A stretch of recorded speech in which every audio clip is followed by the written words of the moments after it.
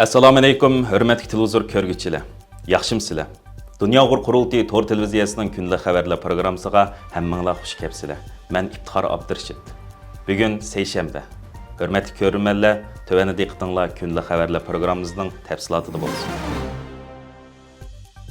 Dunyo Uyg'ur qurultiyi rahbarlaridan qurultayning sobiq raisi Dolqin Aysa, qurultay ijroiya komitetining raisi Roshan Abbas va Uyg'ur tadqiqot markazining raisi Abdukim Idris, Erkin Asiya radiosining peshqadam jurnalisti Gulchehra Xo'ja qatorliqlar Germaniyaning poytaxti Berlinda o'tkazilayotgan dunyo munbariga taklif bilan qatnashayotgan bo'lib, mazkur munbarning 16 fevraldagi Grenlandiya, Kataloniya, Shotlandiya va Uyg'urlar uchun ilib berilgan avtonomiya huquqimi, o'z taqdirini o'z belgilashmi yoki bo'lginchilikmi degan temadagi maxsus muhokama yig'iniga Dolqin Aysa va Gulchehra Xo'ja qatorliqlar qatnashib, Uyg'urlarning soxta avtonomiyaning dardini yetkuch tartqanligini, o'z taqdirini o'z belgilash yoki mustaqillikning masalaning hal qilish chorasi ekanligini o'tirib qo'yishgan.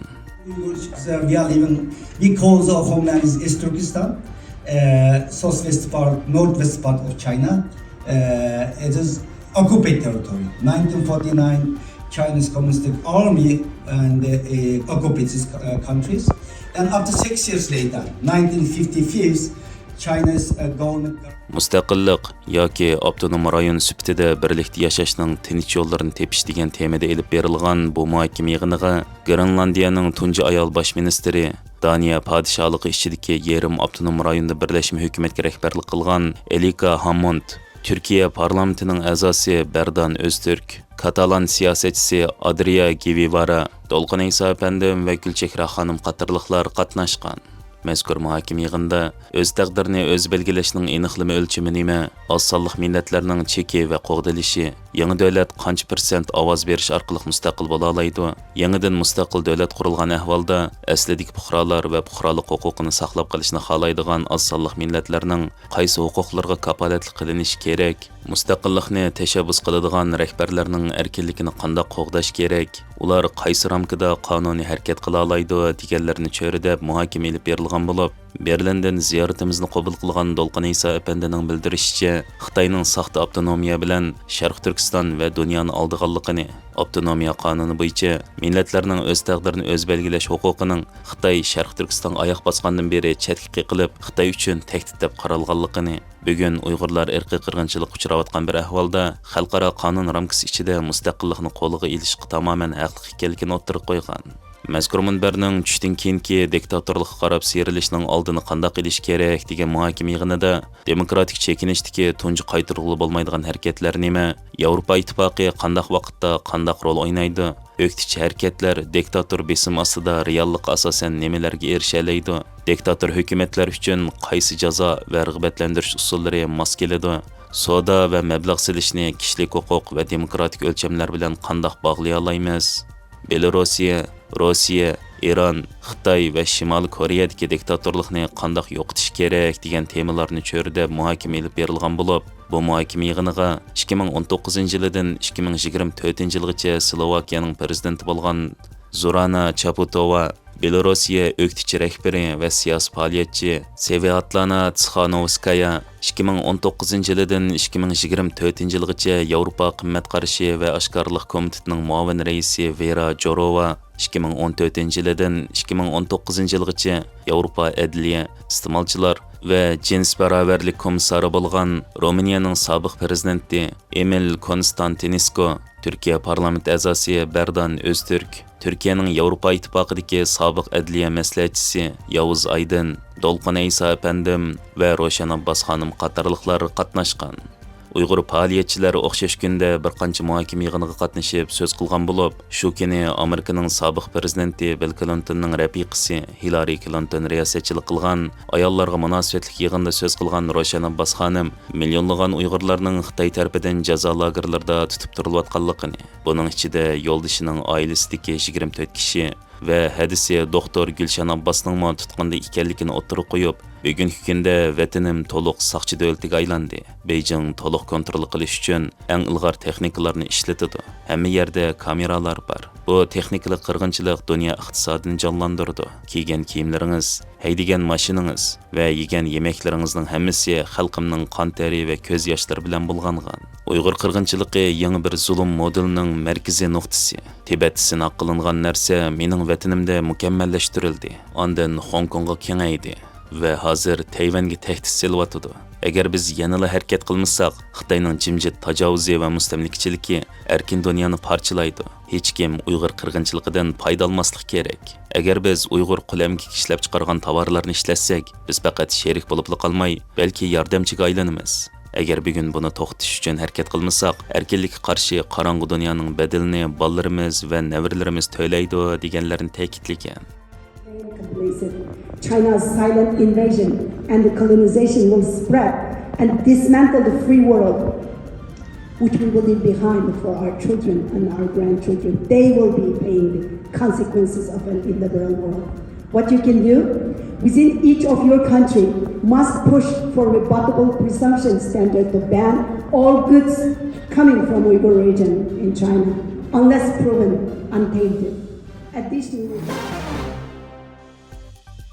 Merkezi Shvetsariyadagi Voices, ya'ni burunqi nom bilan Shvetsariyadagi xatar ostidagi xalqlarni qo'g'dash tashkiloti mushu oyning 12 kuni birlashma bayonot e'lon qilib, Shvetsariya hukumatini Xitoyning chegara halqagan bostirishlarga amaliy chora ko'rishga chaqirgan. Xitoy hukumati Tibet va muhojiratdagi Uyg'urlarga besim ishiltish va ularning ovozini bo'g'ish uchun har xil yo'llar orqali ta'sir ko'rsatib kelmoqda.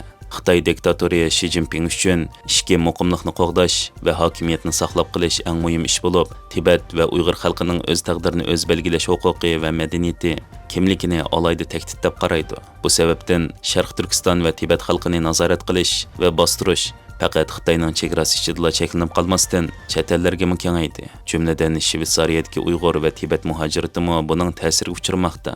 Bu munosabat bilan bir yil ilgari 12 fevral Shvetsariya Federatsiya Kengashi Xitoyning chegara halqagan bostirish to'g'risidagi Basel universiteti tarafidan tayyorlangan tadqiqot dokladini e'lon qilgan edi.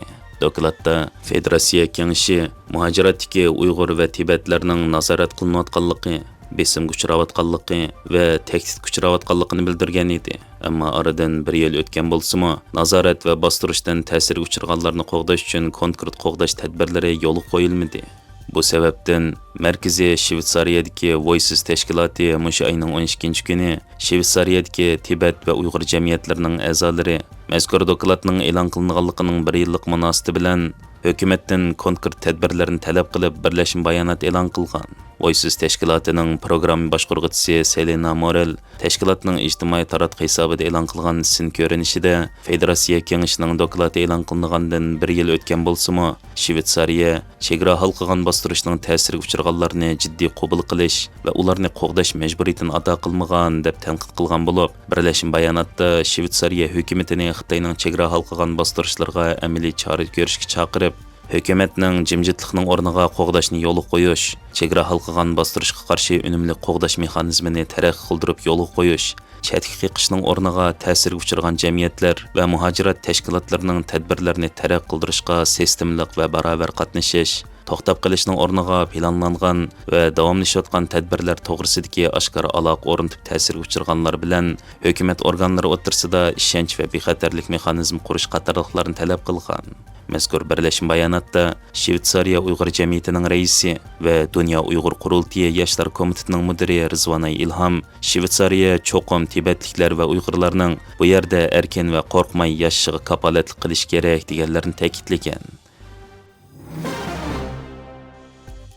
Dünya Uyg'ur qurultiyi va Dünya Uyg'ur qurultiyi vaqfisidan bir hay'at Turkiya Kelajak partiyasining raisi Ahmet Davutoğlu bilan Anqaradagi mazkur partiyaning bosh organida ko'rishib, suhbat olib borgan. Mushu oyning 12 kuni Dünya Uyg'ur qurultiyining bayonotchisi va qurultay vaqfisining raisi professor Dr. Erkin Ahmet boshchiligidagi bir hay'at Turkiya Kelajak partiyasining Anqaradagi bosh shtabida mazkur partiyaning mas'ullari bilan ko'rishib, suhbat olib borgan bo'lib, bu hay'atni Kelajak partiyasining raisi Ahmet Davutoğlu ishxonasida kutib olgan. Suhbatga Ahmet Davutoğlu apandidan boshqa yana parlament a'zosi Mustafa Yanaroğlu, Kelajak partiyasining bosh kotibi Hasan Sayman va mazkur partiya rais ishxonasining boshlig'i Dr. Sevinch O'zjan qatorliqlari qatnashgan. Professor Doktor Erkin Ahmet Efendi bu söhbət söz qilib, Dünya Uyghur Qurultayı vaqfisining qurilishi va uning Dünya Uyghur Qurultayının tarmoq sifatida Turkiyada faoliyat elib berib, Türk siyosatchilari va ommasiga Uyg'ur irqiy qirg'inchiligini tonishtirib kelayotganligini va Kelajak partiyasi 2019-yili 12 dekabr qurilgandan buyon Uyg'ur irqiy qirg'inchiligini o'tirib qo'yib, davomli qo'llab kelganligini, bu sababdan Dünya Uyghur Qurultayının raisi Turg'unjon Alovuddinga vakolatan minnatdorligini bildirganligini aytgan. Ahmet Davud o'g'li Efendi, Uyg'ur türklarining Turkiya tarixida alayda o'rni bor. Ular buyuk bir madaniyat yaratgan turk xalqi. Men o'zimni Uyg'ur deb his qilaman. Uyg'ur türklarimi meni yaxshi ko'rdi. Tashqi ishlar ministri bo'lgan vaqtimda men Urumchi va Qashqarga rasmiy ziyoratga bordim. Men Sharq Turkiston masalasini har bir sahnada tushuntirishga tirishaman. Partiyamizning Buyuk Millat Majlisidagi muavin guruhi boshlig'i dotsent doktor Selçuk Özdağ parlamentga nurg'un taklif va savollarni sundi va Sharq Turkistondagi kishilik huquqning dafsanda qilinish masalasini o'tirib qo'yib kelyotdi. U Dünya Uyghur Qurultayının faoliyatlariga qatnashdi.